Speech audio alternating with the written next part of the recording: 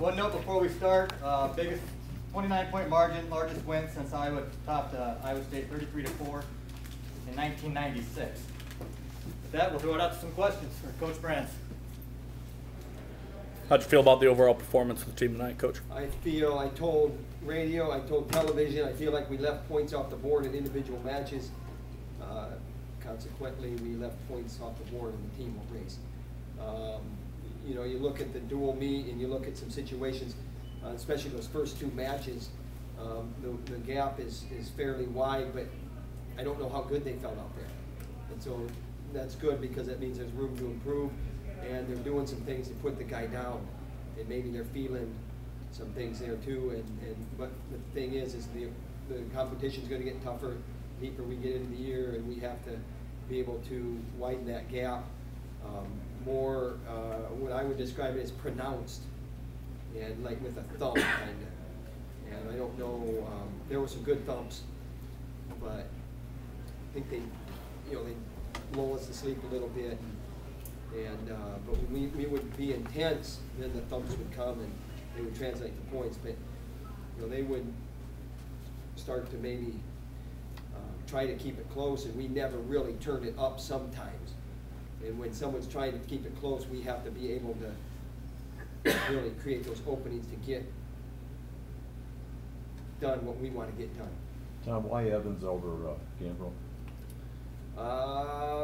No reason. There's no, it's 50-50. What was the deciding point for you?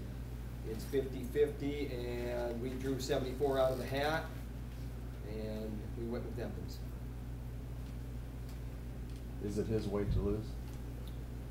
It's 50-50. What do you think about his action on there? I think Mike Evans looked good and solid, and like I said, he's one of those guys that gutted it out. I mean, it was a bonus points win, but I think there was wrestling left undone, and I think he knows that. And I think a lot of our guys probably feel that way. We weren't getting back points. It's almost like you're almost content not to get back points if the margin's just certain. Unless it's just easy where a guy rolls over, and you got to make them roll over. Even though you beat, or you feel like you left some points out on the mat, does it feel good to beat an interstate rival?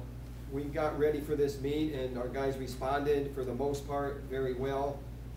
Even Nathan Birak, he shows that. I mean, that's a close match. I mean, there just wasn't a lot happening, and that's what I'm talking about. You have to move guys, create openings. When the openings are there, you got to go. And in his case, it was a lot of shoulder to shoulder where you're too square. He's got to be an angle where you can get through those openings, get past his head and hands. And I think their guy is pretty stingy. And you got to work hard when a guy's stingy. But we got some ability there that I don't think. I think there's some people in the stands. They don't know him yet, but they need to see him, and we need to get him ready so they can see the real him. How much does the gap widen in this rivalry between Iowa and Iowa State, just in terms of talent, competitiveness, results, and all that? How much is it widened? I think a lot of people are making a lot out of that. I think Kevin Jackson's trying hard. I'm not going to speak for him. And we focus on what we got to focus on.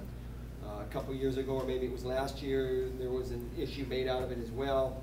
Our focus is on what we do. When they come to town or we go there, we want to perform well. We get ready for it. It's important to us. Just because there's rankings and whatnot, when we step out on the mat, it makes no difference. It's a cliche saying. It goes without saying. People get tired of hearing it, but it's very true. And that's in every case. I mean, you look at some of the individuals that they have, there's some capability there. And I think for the most part we did a good job. Obviously, with Evans moving up now, the focus now is more now.